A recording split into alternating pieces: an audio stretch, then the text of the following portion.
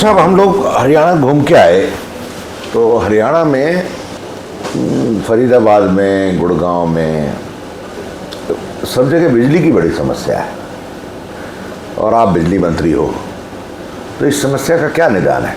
देखिए, परमात्मा भी 100% परफेक्ट नहीं होते हैं जी। उनकी बुराई सृष्टि में भी परिवर्तन आ जाता है। वेदर पिछले साल कुछ और था कि कुछ वेदर और बदल रहा है, ये आप देख रहे हैं ना। देखिए, हर चीज़ में 100% कोई परफेक्ट नहीं हुआ करता, पर मैं कुछ चीज़ें बता रहा हूँ जिससे ये दिखे कि मेरा केस ठीक है। हमारे 2014 में लाइन लॉस 37% था। आज हमारा ऑन रिकॉर्ड है, गूगल पे निकाल के देख लें, हमारा 11% हो गया। जब 1% लाइन लॉस कम होता है तो हमारा 300 करोड़ रुपया हमारा अपना बढ़ जाता है। 325 करोड़ रुपया रेवेन्यू सरकार का बढ़ना शुरू हो जाता है। 1% लाइन लॉस कम होने का मतलब 325 हमारा बढ़ गया।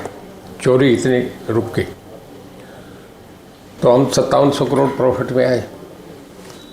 पहले 2014 में जब कांग्रेस गवर्नमेंट थी, ऑन रिकॉर्ड 3700 करोड़ बिजली डिपार्टमेंट घाटे में था। आज हम 2000 करोड़ रुपये प्रॉफिट में है, हमारा रेवेन्यू बढ़ गया।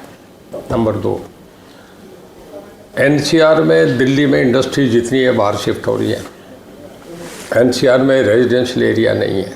जो लोग निकल के कोई गुड़गांव जा रहा है, कोई बहादुरगढ़ जा रहा है, कोई फरीदाबाद जा रहा है, कोई सोनीपत जा रहा है। आप देख रहे हैं ना, जितना चाहे डीएलएफ है, चाहे यूनिटेक है, चाहे वाटिका है, चाहे आपका ये क्या नाम M3M जो थे अंसल है, सबके बाद ग्रुप हाउसेज में बहुत कई स्टोरी उनके वो बन रहे हैं। एक जो उनका ग्रुप हाउस है उसमें 4 से कम एसी नहीं लगे हुए। आप इंडस्ट्री भी आ रही है, ये भी बढ़ रहा है, रेजिडेंशियल एरिया भी बढ़ता जा रहा है। फिर भी आपने कभी ये नहीं देखा कि हमने कोई ऑफिस टाइम बदल दिया। पंजाब में 7 से 2 कर दिया पावर शॉर्टेज की वजह से। हम एनसीआर में आते हैं और उसके बाद जब नवंबर में पराली कटती है, पैडी का कटने का सीज़न होता है, तो वो धुआं ना उठे। सुप्रीम कोर्ट की गाइडलाइंस है, एनजीटी की गाइडलाइंस है कि इस वक्त आप यहाँ जनरेटर्स नहीं चला सकेंगे। हमारे सब जनरेटर्स बंद हो जाते हैं क्योंकि 70% हरियाणा एनसीआर में आता है। उसके बाद भी कभी आपने ये नहीं सुना कि बिजली घरों को घेर लिए या कहीं इंडस्ट्रीज वाले स्ट्राइक पे चले गए। तब से देखिए, कहीं कहीं टेक्निकली फॉल्ट हो जाती है। अब पिछली बार मई जून तेज़ हवाओं का टाइम होता है। तेज़ हवाएँ जनरली चलती है, फिर हर साल चलती है। पेड़ टूटते हैं, बरसात आती है, जब ये होता है तो बिजली बंद हो जाती है। 2-2 दिन पोल खड़े करने में लगते हैं, रात को काम नहीं हो सकते। तो उसमें उसे दोबारा उस लाइन पे लाने के लिए, उसे न्यूट्रलाइज करने में समय तो लगता है। सब मैनुअल है, ऑटोमेटिक कुछ नहीं होता, वो भी कर देते हैं। पर मैं एक थोड़ा सा आर्गूमेंट आगे दे रहा हूँ। हमारा फरीदाबाद, गुड़गांव, मानेसर, रेवाड़ी, पलवल, ये सबसे बड़ा इंडस्ट्रियल हब है पूरे नॉर्दर्न इंडिया का।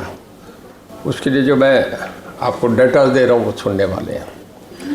पूरे हिंदुस्तान के जितने एक्सकवेटर बनते हैं उसका 70% अकेला हरियाणा बना रहे हैं। पूरे हिंदुस्तान के जितनी क्रेन्स बनती है उसका 53% हमारा शेयर है। पूरे इंडिया में जितने ट्रैक्टर्स, कार्स बनती है उसका 50% अकेला हरियाणा बनाता है।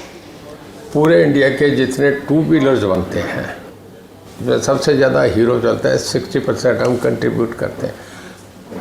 देखिए, इंडस्ट्रियल हब या इंडस्ट्रियल ग्रोथ जब होगा, कोई भी, चाहे अडानी है, अंबानी है, टाटाज है या मित्तल्स है, जब कहीं भी यूनिट्स लगाएंगे तो पहले ये देखेंगे पावर पोजीशन क्या, बाकी चीज़ें तो बाद में देखते हैं।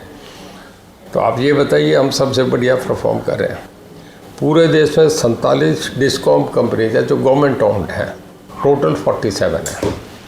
उस 47 में जब 2014 में कांग्रेस रिजीम था तो हम 15वें और 17वें नंबर पे थे। आज उन 47 में हम 5वें और 6ठे पे हैं।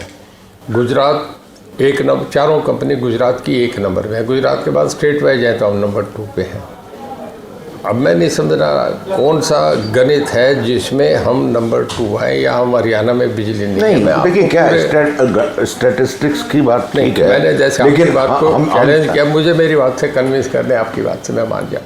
नहीं, मुझे जो हम लोगों से जो मिले, लोग कह रहे हैं कि हम रेजिडेंशियल कॉलोनीज में जनरेटर चला के रह रहे हैं। जैसे सेक्टर 49 में, फरीदाबाद में लोगों ने कहा 8-8 घंटे बिजली नहीं आती। और जैसे रोहतक में भी लोगों ने कहा कि बिजली गायब है, गाँव में लोगों ने कहा कि सब हमारे यहाँ तो बिजली टुकड़े टुकड़े में आती है, टोटल मिला के 8 या 7 घंटे गाँव में बिजली आती है। मेरा सवाल ये नहीं है, सवाल ये है कि हरियाणा ने क्या प्रोजेक्शन किया, क्योंकि आपने कहा हम 60% NCR में आते हैं, तो जब स्टेट की डिमांड बढ़ती है तो डिमांड के हिसाब से प्लानिंग बढ़ती है। तो आपने क्या प्लान किया इस समस्या से जूझने के लिए? देखिए, मैं आपसे बताऊं, हमने एक नया थर्मल और बना रहे हैं। हम इसमें NCR में थर्मल नहीं बना सकते, हमारे पुराने थर्मल नहीं, आपका तो अभी न्यूक्लियर पावर प्लांट भी नहीं चालू हुआ। नहीं, अभी वो नहीं, वो तो सेंट्रल गवर्नमेंट का बड़ा प्रोजेक्ट है, टाइम लगेगा जी। पहले तरीके का अपने आप कहा है जिसका किसी को अंदाजा नहीं कितना समय लगेगा। हमारा दूसरा जो अभी थर्मल हम लगाना चाह रहे हैं वो यमुना लगा रहे हैं। अगर हम पानीपत, गुड़गांव, फरीदाबाद गए तो कल को NCR हमें दिक्कत होगी। इसमें फिर पोल्यूशन निकलता है, डीफोलराइजेशन करना पड़ता है, बहुत कॉस्टली अफेयर होता है। 800-900 करोड़ रुपए एक थर्मल में खर्च होता है। तो हम थर्मल जो है यमुना नगर में लगा रहे हैं 800 मेगावाट का। हमारे अपने जितने थर्मल हम 100% प्रोडक्शन पे जा रहे हैं, हमारा कोई थर्मल बंद नहीं है। दूसरी स्टेट में 50%, जब कोल की दिक्कत आई, जब यूक्रेन वार हुआ तो कोल की, ऑयल की बहुत प्रॉब्लम आई, लोगों ने अपने थर्मल बंद कर दिए, कहीं आ नहीं था, वर्ल्ड वाइड होता। हमने 8 साल में कभी रेट नहीं बढ़ाई बिजली के, आज तक रेट नहीं बढ़े, वही टैरिफ चला रहे तब से। डीजल के रेट बढ़े, कोयले के रेट बढ़े, जनरल कॉमोडिटीज़ के रेट बढ़े, हर चीज़ का आप देख रहे हैं कि आपकी अभी डिमांड कितनी है स्टेट की? हमारी डिमांड जो टोटल रहती है, देखिए इस सीजन में हमारे चलता है 6,000-7,000, जैसे क्योंकि बरसात आ 6,000-7,000 सुनो मेगावाट। सुनिए, थोड़े दिनों में जब बढ़ जाएगी तब ये हो जाता है, आप ये समझो कि पूरी गर्मी आ जाती है तो ये 10,000-11,000 हो जाती है। पर जब जून जुलाई आता है, जब ये आपका ट्यूबवेल सारे ऑन हो जाते हैं, लोग पैडी लग जाती है, पैडी में 24 घंटे पानी रखना पड़ता है, पूरे खेत भरे रहते हैं, फिर हमारी चली जाता है मैक्सिमम 12,200-300 या 12,500 मान के चलते हैं। ये 13,000 में क्यों हर साल बढ़ती है मेगावाट। तो आपकी अपनी जनरेशन कितनी है? उसके लिए हमारी अपनी जनरेशन है कोई 5,500।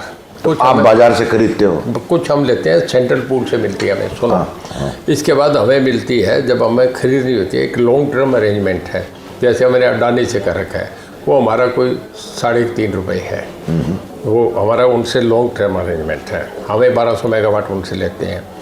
कुछ हमें लेनी पड़ती है शॉर्ट टर्म में, जैसे अब मई जून में क्या होगा कि केरला में जून में मानसून आ जाएगा। मानसून आ जाएगा तो केरला, तमिलनाडु, आंध्रा, कर्नाटक और उड़ीसा में वहाँ बिजली की ज़रूरत नहीं रहती, तो जो नेशनल ग्रिड्स है वो फिर हमें यहाँ ट्रांसफ़र हो जाती है, तो हम उससे ले लेते हैं। उससे फिर हमें 7 रुपये, 8 रुपये, कई बार पिछली बार 10-10 रुपये तक भी, जब एकदम कोल यूक्रेन का वार आ गया था तो हमें 7-8 रुपये भी मिलती है। जब हम कमाते हैं तो हम नहीं चाहते कि हमारे लोगों को बिजली की दिक्कत आए, हम फिर महंगी खरीद के भी देते हैं। हम 1,500 करोड़ रुपये हमारा अपना भी लग जाए तो हम खर्च करते हैं, डिपार्टमेंट खर्च करता है, पर उन लोगों को 24 घंटे, मतलब मैक्सिमम हमारी जो पिछले साल गई वो 12,185 मेगावाट गई, पर हमने कोई कभी भी ब्रेक नहीं आने दी, बराबर कंटिन्यूस मिली।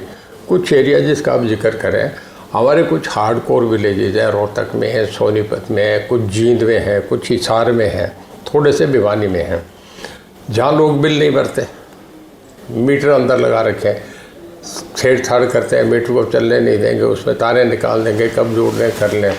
उन्हें हम कहते हैं तो गांव में रजिस्टर करते हैं तो कर्मचारी आ जाते हैं, हम प्यार से समझाते हैं।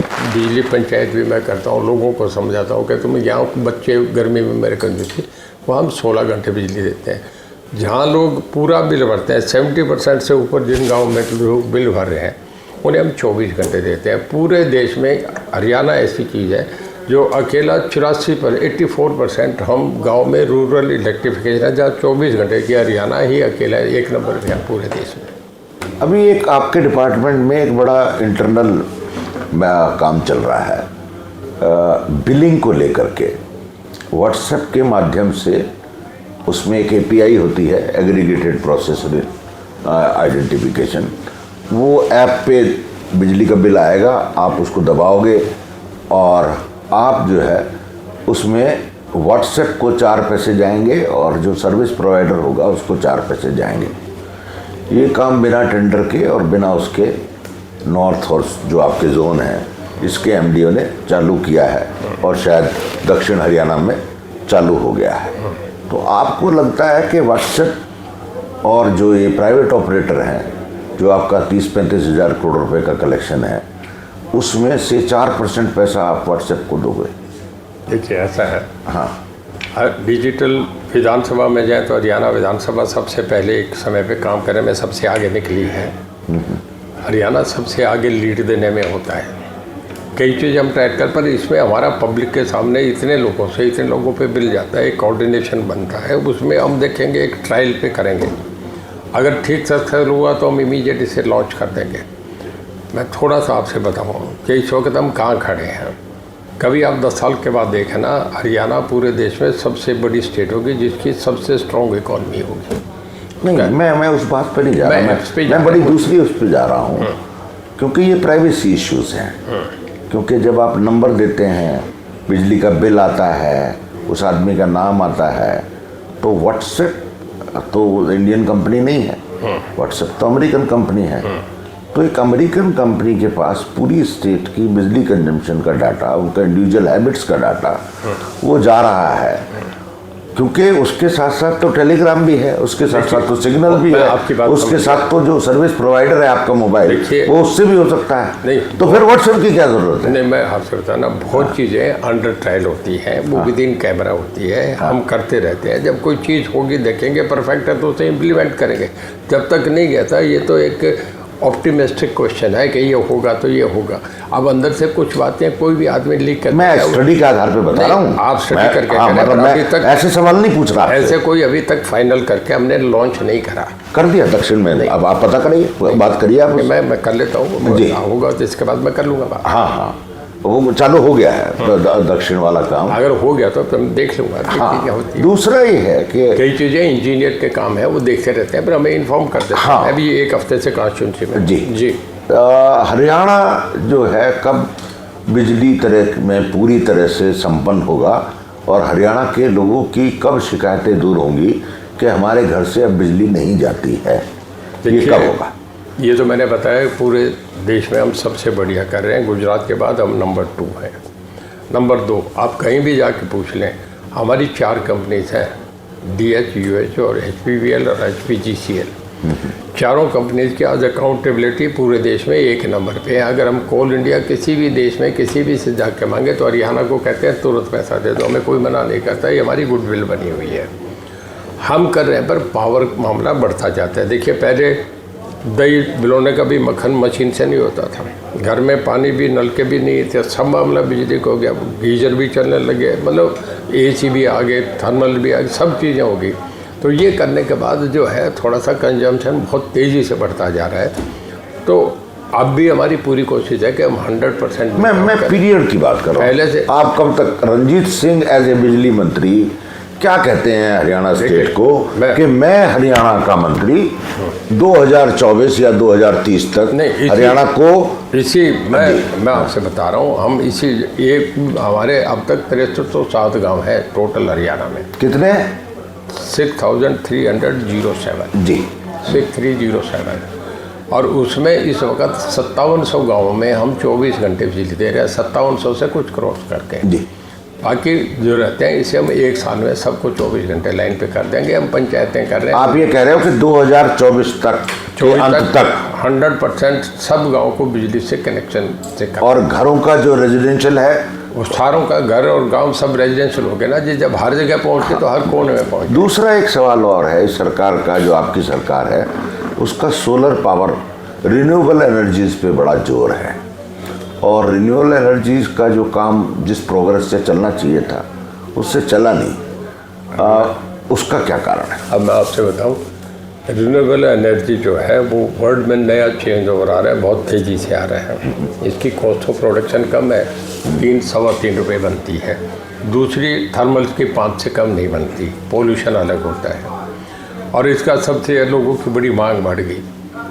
मैं आपसे बताऊं, पूरे देश में, आप कह रहे हैं हरियाणा में, मैं देश का ये आंकड़े पे कर लें, आप जो ठोक की बात कर रहे हैं जी, राजस्थान के बाद हम नंबर 2 है। जो ट्यूबवेल कनेक्शन दिए हैं हमने, जो जिन्हें सोलर पंप कुसुम योजना कहते हैं, उसमें हमने इस साल ही 60,000 ट्यूबवेल कनेक्शन पूरे कर दिए। 30% सेंट्रल गवर्नमेंट की सब्सिडी है, 45% स्टेट गवर्नमेंट देती है, 25% फार्मर्स के ऐड पे जाता है। और एक जो 10 हॉर्स पावर तक का ट्यूबवेल कनेक्शन है वो एक दिन में 5 एकड़ पानी लगा देते हैं। छोटे ज़िम्मेदार इसको इतना ले रहे हैं कि जब हम उससे पोर्टल खोलते हैं तो आप ये समझिए कि पोर्टल पे लाइन लग जाती है, और हम अगर पूरा दिन खोलते हैं तो हम इतने ले ही नहीं सकते, क्योंकि हमें सेंट्रल गवर्नमेंट से भी पैसा लेना पड़ता है। हमें 4 घंटे चला के 6 घंटे पे पोर्टल बंद कर देते हैं, उन्हों को मीट आउट। अब हमने पोर्टल खोला, हम पे नए जो कनेक्शन आए हैं वो 36,000 आ गए। अगले 6 महीने में हम 36,000 दे देंगे, और फिर अगले 50,000 अगले 6 महीने में दे देंगे। हम कोशिश करेंगे 1 लाख ट्यूबवेल कनेक्शन 1 साल में देने का कोशिश करें। हम पूरे देश में राजस्थान के बाद नंबर 2 पे आते हैं जी। राजस्थान में तो सारे ही सोलर पे चल रहा है।